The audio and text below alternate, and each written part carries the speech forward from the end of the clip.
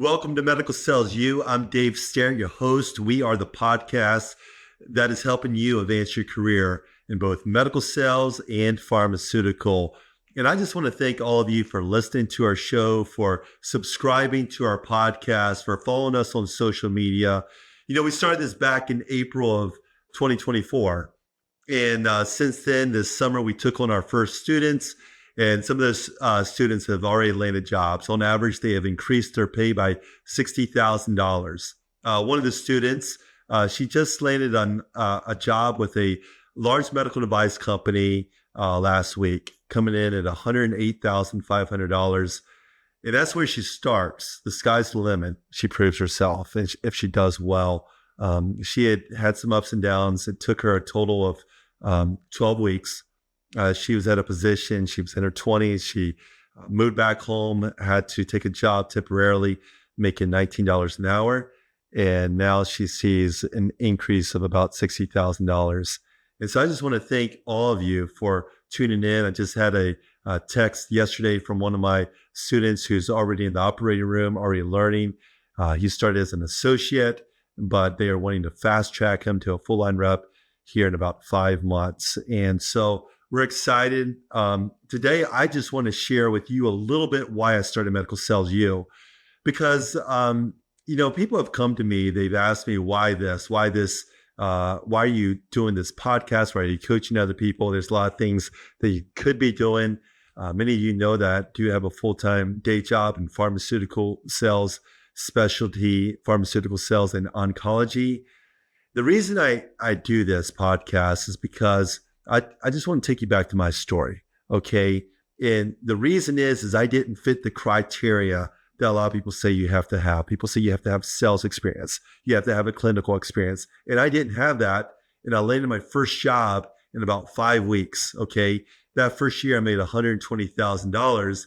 And after my third year, I was recruited to go to another company and I was able to double that. And people have come to me, they say, well, how did you break in? And so that's why I started Medical Sales U, because people have come to me, they've asked me, how did I get in? I've had a lot of people in device and pharmaceutical sales say, Dave, I know you're in cancer. There's a lot of passion in this area. A lot of people are passionate about, helping those in oncology, because I know someone that means a lot to me that is struggling with cancer right now. And I would love to get into this field. Or maybe I lost someone and they've come to me, they've asked me. And so that's part of the reason I've started Medical Sales U is I've been able to help people. There's one guy who came to me who's in device. He's already making 6 figures, but he has the opportunity to make in the mid twos at one of the leading cancer testing companies out there. And he's had multiple conversations with them. So part of my story is I grew up in Virginia. I went to Liberty University. My passion was basketball. And then part of my story is I really grew in my spiritual walk with the Lord. And I wanted to go into ministry, go into nonprofit work. So my degree is actually in religion and philosophy. I was a teacher at a private school. I coached basketball. And then I actually was able to write several books. I wrote a faith-based book called I Am Second. I worked with some athletes. I went on mission trips to places like Africa. I traveled to many countries, but I just wasn't reaching my financial goals. And so about 8 years ago, I was in my 30s, okay, at this point, and I thought something else needs to happen because I want to get married someday. I want to be able to be a provider. I want to still make a difference in the lives of people, but I don't know what to do. And so part of my story is I just started meeting with successful people. I started meeting with people that were successful in sales. And so part of my story is I met with one guy who said he was a Marine businessman. He says, I'll meet with you, but the first thing you need to do is you need to update your LinkedIn. Now, I was on LinkedIn at the time, but he coached me and told me some things that I needed to do with my LinkedIn to really shine if I wanted to succeed in sales. I asked him for referrals, and he introduced me to a couple people, including Tom Zig Ziglar's son. I knew Zig because he had endorsed one of my faith-based books. But Tom Ziglar, I met with him, and he talked about understanding personality types, reading the room. Now, Tom is he's a best-selling author. He's not in medical sales, but he's coached a lot of people in medical sales. And so I started learning from Tom how to read the room, and I started listening to his teaching and also his father's teaching. Then I met with another friend of mine. His name was Jared. I said, Jared, if you ever hear of any opportunities, I want you to let me know about this. And so Jared told me about a company that was recruiting him. And Jared said, I'll send you their information. I can maybe get you an interview. So I sent Jared my cover letter. I sent him a resume. He took a look at it and said, this isn't enough. Dave, you're better than this. Where's your brag book? I'm like, my brag book? What are you talking about? Well, he started saying that I needed to create a customized 30, 60, 90, a brag book, and that would help me to shine in the interview process. And through that, he opened up the door for me to have an interview. And it was that company that in the interview process, as I was talking during the interview, I pulled out my customized business plan. I handed it to the VP and the regional director who were both interviewing me. And I walked them, and I was able to articulate how my story would translate to the position. Now, it was a company called Novasum that was acquired by BioSerenity. My base salary was about $70,000. I jumped up to about $120,000.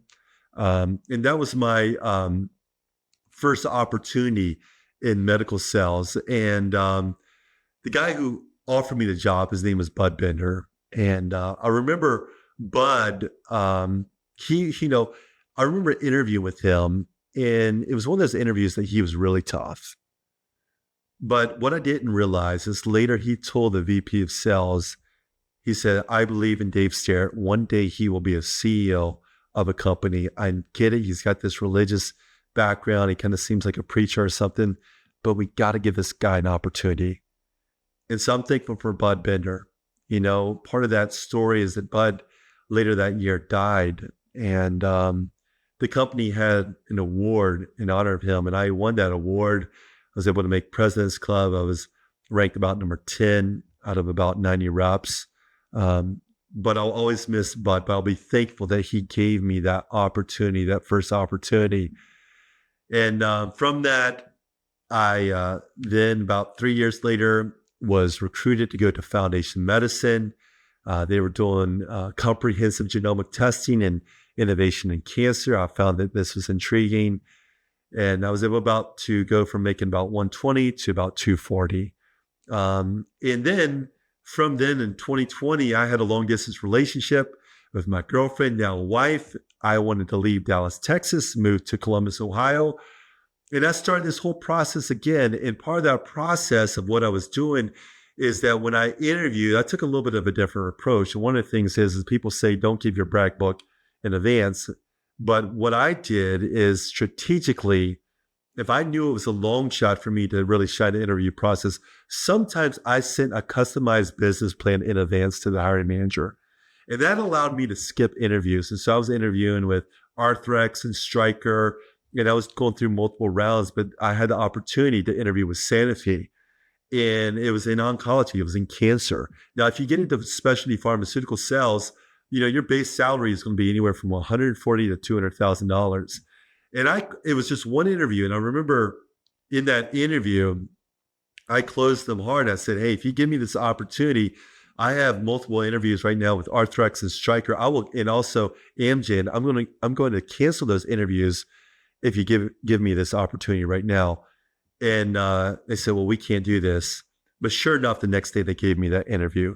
They gave me that job offer. That next day they gave me the job offer, and they canceled the other interviews. They sent me a contract, and I canceled my other interviews, and I went with Sanofi. And so that's what brought me to Columbus, Ohio. And that's what got me into pharmaceutical sales, because I started out in device, a smaller device company. Then I was working in cancer testing, and now oncology. And the thing is people have come to me who are in device, and they're interested in cancer. They're interested into, getting into specialty pharmaceutical sales. So I just want to talk to you a little bit about an overview. I want to read to you some of the notes that I've shared with some of my students. We go into this in a lot more depth in our course. And by the way, our course, Medical Sales it is $3,600, but we're seeing that return on investment. One of my companies gave a hiring bonus of $27,000. A lot of people who are experienced in this field for many years, they don't know how to navigate those sign-on bonuses. And so with this course, I want to help you. So if you get into device, you'll hear of your divisions in device, sports medicine, joint reconstruction, orthopedic, all the orthopedic. Then there's also non-orthopedic like cardiovascular cells. You're calling on cardiologists, electrophysiologists. And some of those companies are your Medtronics, your Boston Scientifics. You think about Abbott. Abbott is one of those companies. It's kind of like Johnson & Johnson. It has both pharmaceutical, but it also has device. Zoll Medical, Stryker. ENT is another division. Stryker has a reputation of being successful in that. Then you have, you're going to see these positions listed. And so one of the things that we do in our course is that if you're successful in sales or you have a clinical background, you have a degree, maybe a master's degree, you can skip sometimes that associate role and go into a full line rep. That's what one of our students did. She's in her 20s. We also have students going into associate roles. On Stryker's website, they talk a little bit about some of the support that you get as an associate. And this might be for someone who's just out of college. Maybe you're in your 20s. Maybe you have no experience in sales. These positions, maybe your background is in philosophy like I am, or you don't have a business major, okay? But what you get as an associate role is you get training and support. You have that experience to work alongside of the full line reps. Your base salary, you'll be doing a lot of the grunt work. You'll be helping out those other, reps, getting trays, setting up. You'll be, often the sales rep will navigate and will delegate some of those responsibilities to you. And if you do this well, you can be promoted to a full line rep. So, I remember being asked by Stryker a number of years ago in a particular division if I want to be an associate. But by that time, I was already, a full line rep. I was making 120 and say you can be an associate. At the time, you make about an 80K. I remember asking the hiring manager, I said, well, what do your full line reps make? And he said, well, on average, they make about 375. And so in some of these divisions, you do have that opportunity, not all of them. Some of these positions, I've talked to other divisions where you're still hovering around $185,000. But there is that opportunity for some of you in device to make $500,000. But that associate role, you want to look at that associate role as a stepping stone to the full line rep. Now, in pharmaceutical sales, I know that device people often give pharma reps and they give them this bad rap. They said, well, it's not really selling. But the truth is that in specialty pharmaceutical sales, you have to understand a lot of clinical knowledge. You have to understand the ins and outs of the clinical trial that received the FDA approval of the drug that you're selling. You'll have to understand the disease state. You understand the complexities of even meeting with an oncologist. And you have to understand the complexities of what is on formulary with that hospital or with that oncology division at that major academic setting. You have to understand the complexities with insurance, the complexities of pharmacy, whether it's inpatient or outpatient. And then you are kind of like the quarterback in specialty pharmaceutical sales. And keep in mind that if you're a pharmaceutical rep in, say, cancer, and that's where the most innovation, the most money is going into cancer more than any other division in pharmaceutical sales, your base salary is anywhere from, say, $140,000 to $210,000. Your top reps are making $400,000. You don't have to be in the operating room. You don't have to wear scrubs like I'm wearing right now. You can if you want to. If you want to wear scrubs, you can, but you don't have to. There's a lot of days I never wear scrubs. I just wear a collared shirt. Sometimes I wear a tie. Sometimes I wear a sports jacket, but it's up to you. You don't have to. You don't have to be in the operating room. And here's the thing, you have a great work-life balance. You have your weekends off, and you get to see the complexities of, these cancer patients who had no hope. You get to see their lives change. And so, there are some of these programs out there, and you'll often hear medical device people say, well, that's not really selling, but it is selling, because what you'll encounter is you'll have a physician that's always used standard of care. Maybe it's been easier. Maybe there's a cost reason why they're doing it. Maybe they're concerned about the adverse reactions of a new therapy.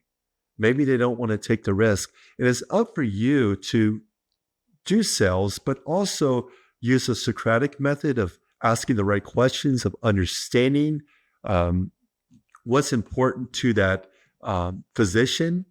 And you'll have to ask questions, not to ask for all their patients, but to find the right patient who might benefit with this breakthrough treatment. Here's the thing, in cancer, you have your academic settings, and these are your physicians that will really specialize in a narrow field. They're affiliated with your big universities, okay? But then you have the community setting. And these are physicians, these are oncologists that will treat all types of diseases, all types of cancers. But every year, there are new FDA approvals. There are new guidelines updated by the NCCN guidelines of the recommendations of cancers. It is hard for some of these physicians in the community setting to keep up with all the changes. So as a pharmaceutical rep in specialty pharmaceutical sales, it's up to you to educate those physicians about what's new. And a lot of times they don't know what's new. And so that's why I say that this is selling. You'll have to understand the dynamics, the complexities of what has been the standard of care. You'll have to understand the science, the clinical trials. And here's the thing, if you don't know that right now, they'll train you. But it's important for you to get a head start on that. That's what we do in Medical Sales U. We get a head start on the terminology. We start understanding what jobs to apply for. One of the things that we talk about is that early on in this journey, you want to have your top 10 companies that you're researching, that you're learning about. And then you want to have your practical 7. Your practical 7 might be jobs that are actually posted in your area. And we tell our students in this program to apply within 5 days. Now, a lot of people do that, but some of the things that we coach you through is never just apply without an internal referral. Another thing that we talk about is that before you even interview, you all have multiple conversations with multiple reps within that company, within that team. So that when you go to apply, when you're meeting with the hiring manager, there are other people on that team that will go to bat for you. Our program is a little bit different, that we coach you on giving that customized business plan in advance. A lot of people say you don't do that. Now, I think there needs to be wisdom and discretion of when we do this. We'll coach you in the class about different scenarios of how to do that. But these are some of the things. Now, also in pharmaceutical sales, there's opportunities to grow. Like, for example, there are key account managers. These are more advanced positions in oncology. These positions will pay more. I just saw one company listing it. The base salary is $170,000 up to $250,000 base. Okay. And then you get a commission bonus on top of that. So these reps can make, $300,000 if you're a key account manager in specialty pharmaceuticals. Now, what these roles will do is they will often kind of be a quarterback as well. They will be navigating relationships with all the pharma reps, but they won't necessarily be an expert in any one of those drugs. So take any oncology company, any pharmaceutical company, they'll have a lung cancer drug. They'll have a drug in heme for, say, multiple myeloma or leukemia. They might have a breast cancer drug, a prostate cancer drug. And the key account manager will kind of navigate relationships and knowledge with all those people, but they'll work at a higher level. They'll start kind of pitching ideas and gain a better understanding to what that academic center, what their concerns are. And they can take these insights, bring it back to marketing, bring it back to the sales rep. And they'll also be the ones who will sponsor large dinner programs, fundraisers for particular causes as well. They'll kind of be a key point for that as well. So those are key account managers. There's also, you'll see MSLs, those are medical science liaisons. These are people who often have a a pharmacist degree, maybe a master's degree in science, and they can talk off label. Okay. So you're going to see those positions. We'll coach you through those positions. The people who are wanting to get into that, many of you are nurses. Okay. Or you have a pharmacist degree, you have a PhD, perhaps. We'll coach you in those processes of how to shine in the interview process as well. You want to work for, a large pharmaceutical company. Okay. We want to help you in that. There's all different divisions, endocrinology. There's a lot of innovation and drugs that are helping people lose weight. Okay. There's a big market for that. Cardiology, neurology. We have psychiatry, dermatology. Derm is fun because they cover so many different areas, right? Anything from cancer to acne, and often you have easier access, and there's just so much in that field. It's very broad. It's never the same patient for a dermatologist. Then you have pediatrics. There's all different types of division. And I would say once you get into pharmaceutical sales, then you can leverage that success to get into specialty, to get into oncology, to get into cancer. And that's what we do in our course. We're going to coach you how to shine in the process, how to help you in that process. The investment is, this course does cost $36,000. It's $3,600 right now. We're going to go up in price as $3,600. That's the cost of the course right now. We're going to go up at the start of the year. You'll get all access to the recorded course. You'll also have a small cohort, couple of evenings, Monday evening, Wednesday evening. I'll personally coach you how to shine the interview process, how to set up your camera, look the camera in the eye like this, not look down like what I was just doing. We will help you to really do well. We'll teach you how to use the STAR principle. Okay. That's one of the things. We have these mock interviews and we go through different scenarios. We help you shine in this process, but we also help you discover what's best for you. Some of you want to be in the operating room. You want to wear scrubs. You want to be right there where the action is. But for some of you, you'd rather be in the specialty pharmaceutical sales. Some of you are intrigued by the innovation in AI and diagnostics and genetic testing. And so our program, I have experience in all three of those, and I want to help you. And that's what we do in our course. Now, in our course, I start off smaller device. I moved from there to genetic testing, to leveraging AI, to comprehensive genomic testing in cancer oncology. Then I moved from there to specialty pharmaceutical. I became promoted to a national key account manager position in rare hematology. And now I've moved over to another company because I don't have to travel as much. I'm always home. I have a young family. I have a couple kids. And I'm in specialty pharmaceutical sales in lung cancer. Okay, that's my day-to-day job. But I want to help you with what career path is best for you. Okay. And that's why for $3,600, you join our course. We're going to help you. Share this podcast with others. Listen, some of you have been in device and you want to be promoted. You want to grow in your field. Other of you, you've been in device, but you want to move over to oncology. Some of you are pharma reps. You want to move over to device. We're going to help you at Medical Sells You. So check us out, send us a message, and I'll look forward to connecting with you.